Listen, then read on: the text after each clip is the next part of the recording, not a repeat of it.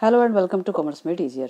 In today's lecture of Accountancy class 11th, we will discuss the theory base of accounting, and in that our topic is systems of accounting. So there are two systems of accounting that are used in the accounts, that is single entry system and second is double entry system. तो single entry system, single मतलब एक बार और double entry मतलब दो बार. तो single entry system जो होता है, in this system a transaction is recorded only once at one place. तो जैसे कोई ट्रांजेक्शन होती है, कोई लेन देन होता है, कोई घटना होती है व्यावसायिक, उसको हम सिर्फ एक ही बार रिकॉर्ड करते हैं अंडर सिंगल एंट्री सिस्टम. और दूसरा सिंगल एंट्री सिस्टम जो होता है, it have no rules and every business have its own method. तो सिंगल एंट्री सिस्टम जो होता है जनरली एक अनसाइंटिफिक मेथड होता है और हर बिजनेस का अपना ही एक मेथड होता है. तो जिनको अकाउंटिंग वर्क नहीं आता है बेसिकली, वो सिंगल एंट्री सिस्टम ज़्यादातर यूज़ करते हैं. तो इसमें अपने अपने सबके सिस्टम हो सकते हैं, कोई किसी भी तरीके से ट्रांजेक्शन्स को रिकॉर्ड कर सकता है. तो इसके लिए कोई हार्ड एंड फास्ट रूल नहीं होते हैं. तो सब अपने अपने रूल्स बनाते हैं और ट्रांजेक्शन्स को जो है वो एक ही बार रिकॉर्ड किया जाता है. तो सबके अपने रूल हैं, कोई स्पेसिफिक रूल्स नहीं है सिंगल एंट्री सिस्टम के लिए. दूसरा जो है this system is very easy and simple method of accounting. तो ये मेथड जो है बहुत आसान है क्योंकि इसमें कोई अकाउंटिंग रूल, प्रिंसिपल्स या कंसेप्ट्स को फॉलो नहीं किया जाता है. तो हर व्यक्ति अपने हिसाब सुविधा अनुसार बिजनेसमैन जो है ट्रांजेक्शन्स को रिकॉर्ड करते हैं. तो सिंगल एंट्री सिस्टम जो होता है थोड़ा सा अनसाइंटिफिक माना जाता है क्योंकि ये इसमें प्रॉपर जो अब तक हमने अकाउंटिंग के प्रिंसिपल और कंसेप्ट्स हमने अपने पिछले लेक्चर्स में देखे, वीडियोस में,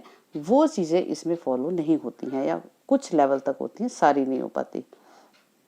then this system is used by small businesses and is not recognised by the taxation authorities. तो ये ज़्यादातर छोटे बिजनेसेस के द्वारा, छोटे दुकानदारों के द्वारा, जिनको अकाउंटिंग की नॉलेज नहीं है, उनके द्वारा यूज़ किया जाता है. और इसको जो टैक्सेशन अथॉरिटीज़ है या गवर्नमेंट है वो रिकॉग्नाइज नहीं करती, यानी कि इसको मान्यता प्राप्त नहीं है सरकार के द्वारा. और टैक्सेशन अथॉरिटीज़ जो होती है, जैसे हम इनकम टैक्स पे करते हैं, बिजनेसेस जो प्रॉफिट कमाती हैं उस पर उनको टैक्स पे करना पड़ता है. तो उसके लिए जो टैक्स कैलकुलेशन होती है, तो टैक्स प्रॉफिट पे लगता है, कितनी इनकम आपने कमाई है. तो जो प्रॉफिट निकालने के लिए, इनकम एग्जैक्ट जो है इस साल की इनकम निकालने के लिए, वो सिस्टम जो है मान्यता प्राप्त नहीं है सिंगल एंट्री सिस्टम. उसको हमें डबल एंट्री सिस्टम में कन्वर्ट करना पड़ता है ये, और उसके हिसाब से जो है एग्जैक्ट जो हमारा प्रॉफिट बनता है या इनकम बनती है उस पर टैक्स लगाया जाता है. तो इसलिए जो टैक्सेशन अथॉरिटीज़ हैं उसके द्वारा भी ये सिस्टम जो है उसको मान्यता नहीं दी जाती है. और तीसरा और नेक्स्ट जो इसमें है, सभी तरह के अकाउंट्स इसमें नहीं बनते हैं, कुछ चीज़ें बनती हैं, कुछ नहीं बनते हैं. तो एक कैश बुक होती है जनरली, और एक जर्नल हो सकता है या एक पर्सनल रिकॉर्ड होता है. जो पर्सनल अकाउंट्स होते हैं खासकर, वो इसमें बनाए जाते हैं जनरली. तो सारे तरह के अकाउंट्स और लेजर्स नहीं बनाए जाते इसमें. और दूसरी तरफ जो दूसरा सिस्टम होता है, that is called double entry system. तो डबल एंट्री सिस्टम में जैसे नाम से ही पता चल रहा है, डबल एंट्री सिस्टम जो था, ये ल्यूका पैसिओली ने इसका जो है इसको बनाया था सिस्टम को, जिसमें कि ट्रांजैक्शन जो है उसको हम दो बार रिकॉर्ड करते हैं. तो in this system transaction is recorded at two places. If one account is debited then other account will be credited. तो हम एक ट्रांजैक्शन को, घटना एक ही है, एक ही बार लेन देन हुआ है, लेकिन इसको हम दो बार लिखते हैं. तो यानी कि जैसे मान लीजिए कोई आदमी कोई सामान दे रहा है तो दूसरा उसे ले रहा है, तो हम इसमें दोनों चीज़ें लिखते हैं, किसने दिया और किसने लिया. तो इस तरीके से, या मान लीजिए आपने फर्नीचर खरीदा कैश में, पैसे देके 20,000 का आप सामान लाए फर्नीचर अपने दुकान के लिए, तो आप उसमें कैश अकाउंट में भी उसकी एंट्री कर रहे हैं और फर्नीचर अकाउंट में भी कर रहे हैं कि कैश जो है हमारा गया, कैश पेमेंट की हमने, उसको हमने जो है क्रेडिट करना है. फर्नीचर अकाउंट जो है हमारा डेबिट होगा, हमारे पास फर्नीचर आया.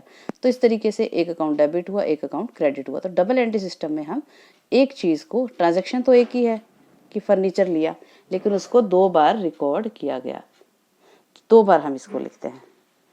देन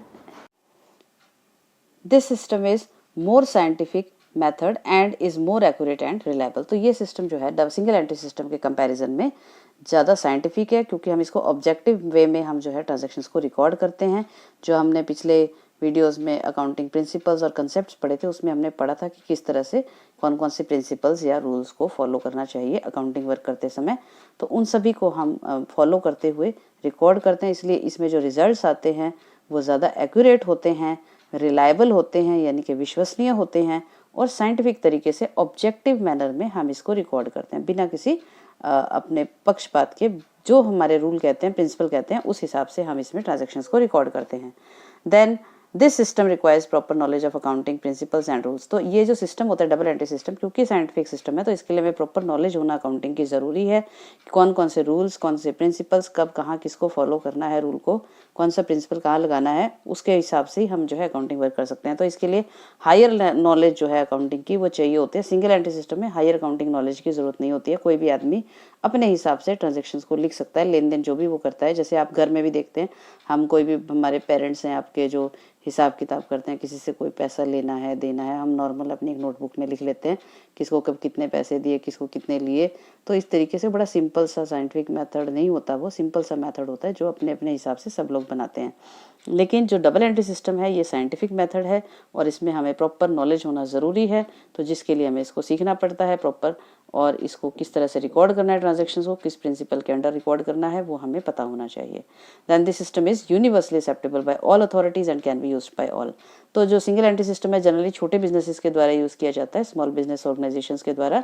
और जो डबल एंट्री सिस्टम है ये सभी के द्वारा किया जा सकता है, यानी कि स्मॉल, मीडियम, लार्ज, या कंपनीज हैं, या सोल प्रोप्राइटरशिप बिजनेस है, या पार्टनरशिप बिजनेस है, जॉइंट इंटू फैमिली बिजनेस है, कोई भी बिजनेस है किसी भी फॉर्म में है, गवर्नमेंट है, प्राइवेट है, हर तरह के जो ऑर्गेनाइजेशंस हैं या सेक्टर्स हैं, सभी में डबल एंट्री सिस्टम को फॉलो किया जा सकता है। ये यूनिवर्सल एक मेथड है ऑफ रिकॉर्डिंग द ट्रांजैक्शंस और हम सबके द्वारा इसको यूज़ किया जा सकता है। And it is recognised by the taxation authorities.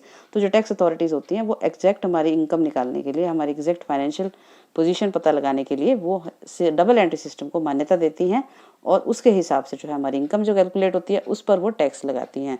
तो इस तरीके से दो मेथड हमारे जो होते हैं अकाउंटिंग के हो सकते हैं, सिंगल एंट्री सिस्टम और डबल एंट्री सिस्टम। तो कोई भी मेथड हम इस्तेमाल कर सकते हैं, डिपेंड करता है हम किस तरह का बिजनेस करते हैं। अगर छोटा बिजनेस है तो हम उसमें सिंगल एंट्री सिस्टम भी यूज़ कर सकते हैं। डबल बिजनेस जो बड़ा बिजनेस है तो हम डबल एंट्री सिस्टम भी यूज़ कर सकते हैं। मगर ज़्यादा जो रिलायबल, विश्वसनीय और सही तरीका है जो अकाउंटिंग वर्क करने का, that is double entry system. Okay, now after discussing the system of accounting, double entry system and single entry system of accounting, we will discuss the basis of accounting. तो basis of accounting मतलब आधार, accounting किस आधार पर की जा सकती है। तो there are two basis of accounting, that is, या methods भी हम इसको कह सकते हैं। accounting के दो methods हो सकते हैं, that is cash basis of accounting and accrual basis of accounting. Under cash basis of accounting, the transaction is recorded only when cash is actually received or paid and not when transaction takes place.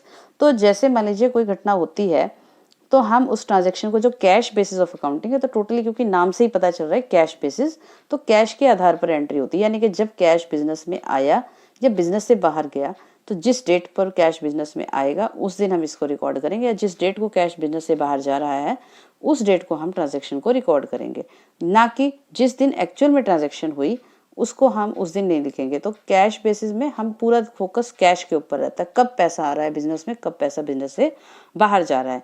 तो principle of matching concept is not followed in this system. तो principle of matching concept क्या कहता है कि जो current year की incomes हैं, that should be matched with the expenses of the current year. तो जो current year के expenses है, it means they should be paid out of the income of the same year, so that exact जो हमारा profit and loss है that can be calculated. But in this cash basis of accounting we do not follow the matching concept. उसमें matching concept का पालन नहीं होता। तो मान लीजिए पिछले साल का कोई पैसा हमें किसी से लेना है, वो हमें अब मिल गया तो उसको हम अब रिकॉर्ड कर रहे हैं, जबकि वो पिछले साल का पैसा, या हमने किसी को एडवांस में पैसा दे दिया अगले साल का काम करने के लिए, तो उसको हम अब रिकॉर्ड कर रहे हैं, जबकि हम ऐसा दूसरे सिस्टम में नहीं करते हैं।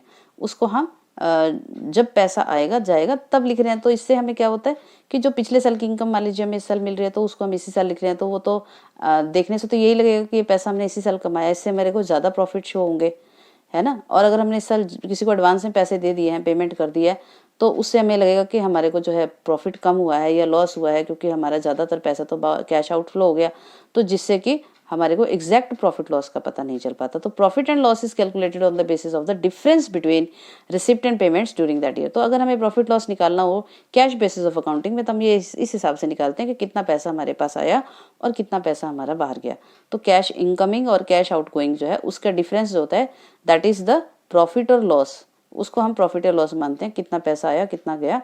तो रिसिप्ट और पेमेंट के हिसाब से जो करंट ईयर की है उसको, जो ड्यूरिंग दैट ईयर जो भी हमने पैसा कमाया या हमारे पास कैश आया और गया, उसका डिफरेंस निकाल के हम कहते हैं ये हमारी प्रॉफिट है या इनकम है। This is generally used by the small business and not reliable method. तो कैश बेसिस ऑफ अकाउंटिंग जो होता है ये ज़्यादा रिलायबल मेथड नहीं है, क्योंकि ये छोटे बिजनेसेस के द्वारा होता है, जो छोटे छोटे कैश पेमेंट्स या रिसिप्ट्स में जो डीलिंग करते हैं कैश बेसिस पर, वो रिकॉर्ड करते हैं, या वो बिजनेस जो प्योरली कैश में ही डील करते हैं, लेन देन करते हैं, उनके द्वारा जो है ये मेथड जो है सूटेबल होता है, वो इसको यूज कर सकते हैं। तो that was all about the cash basis of accounting. Now let us discuss the accrual basis of accounting. So under this system, a transaction is recorded or revenue or cost are recognized when they are actually occurs and not when we actually receive or pay the cash. तो इसमें हम जो है इस system में हम cash को या किसी ट्रांजैक्शन को तब लिख रहे हैं जब वो ट्रांजैक्शन एक्चुअल में हुई, ना कि जब हमने उसकी पेमेंट की या उसका हमें पैसा मिला। तो नॉर्मल बिजनेस में सारे लेन देन कैश में तो नहीं होते हैं, कोई पैसा, कोई बिजनेस जो है, कोई ट्रांजैक्शन हमारी अब हो गई तो उधारी चलती रहती है बिजनेस में, पिछला पेमेंट करते रहते हैं, आगे का उधार चलता रहता है। तो इस तरीके से एक रूटीन में होता है, चाहे कितना भी बड़ा बिजनेस हो, कितने भी बड़ी सरकारी कंपनी हो, प्राइवेट हो, कैसे भी बड़े बड़े बिजनेसेस हो, तो थोड़ा बहुत उधार सभी में चलता है। तो जो एक्रूअल बेसिस ऑफ अकाउंटिंग है वो ना सिर्फ कैश ट्रांजैक्शन को रिकॉर्ड करता है, वो जो उधार की ट्रांजैक्शंस हैं, जो अभी हमने पेमेंट नहीं की है या जो पैसा अभी हमें नहीं मिला है, उसको भी रिकॉर्ड किया जाता है। तो ट्रांजैक्शन को किस दिन लिखा जाता है? जिस दिन वो ट्रांजैक्शन एक्चुअल में हुई। तो irrespective of the fact whether we have paid the cash or not or we have received the cash or not, हमें पैसा मिला या नहीं मिला, हम कैश को इसमें ध्यान नहीं देते। हम किस चीज़ पे ध्यान देते हैं कि वो घटना किस दिन हुई, उस ट्रांजैक्शन को उसी दिन रिकॉर्ड किया जाना चाहिए। तो एक्रूअल बेसिस ऑफ अकाउंटिंग ये कहता है। तो this system follow the principle of matching concept. तो प्रिंसिपल ऑफ मैचिंग कंसेप्ट क्या कहता है? तो income of the current year should be matched with the expenses of the same current year. तो जो करंट ईयर है उसकी इनकम को उसी साल के एक्सपेंसेस से मैच किया जाना चाहिए, यानी कि उसी साल की इनकम्स में से उस साल के एक्सपेंसेस को माइनस किया जाना चाहिए, जिससे कि हमें एग्जैक्टली पता चल सके कि हमारा प्रॉफिट या लॉस कितना हुआ। तो this system shows the true profit and loss during that year and can be used by all type of organisations. तो ये सिस्टम जो है सभी तरह के ऑर्गेनाइजेशंस के द्वारा यूज़ किया जा सकता है, और ज़्यादातर जो टैक्सेशन अथॉरिटीज़ के द्वारा मान्यता दी जाती है वो एक्रूअल बेसिस को दी जाती है, जैसे हमने पहले भी डिस्कस किया था कि उसमें जो है एग्जैक्ट प्रॉफिट या लॉस हमें पता चलता है जिस पर कि इनकम टैक्स दिया जाना चाहिए। तो इससे जो एक्रूअल बेसिस ऑफ अकाउंटिंग है ये ज़्यादा विश्वसनीय होता है, क्योंकि हमें इसमें एग्जैक्टली उसी साल की इनकम्स और एक्सपेंसेस के बारे में पता चलता है। तो इसमें सिर्फ करंट ईयर की इनकम और एक्सपेंसेस को कंसिडर किया जाता है, जबकि कैश बेसिस ऑफ अकाउंटिंग में पास्ट, प्रेजेंट, फ्यूचर तीनों तरह के इनकम्स आ सकते हैं, क्योंकि वो कैश के ऊपर हमारा फोकस है, कब पैसा मिला, चाहे वो पिछले साल का मिल रहा हो, चाहे वो अगले साल के लिए हम पे कर रहे हो, तो इसमें एग्जैक्ट पता नहीं चल पाता। तो ये सिस्टम जो है accrual basis of accounting government organisation में भी इस्तेमाल किया जाता है, बड़े बड़े कंपनीज में भी इसी को यूज़ किया जाता है, और साथ में इनकम टैक्स अथॉरिटीज़ के द्वारा भी इसी को मान्यता दी जाती है। तो इससे हमारे बिजनेस का सही प्रॉफिट या लॉस जो है हमें पता चलता है।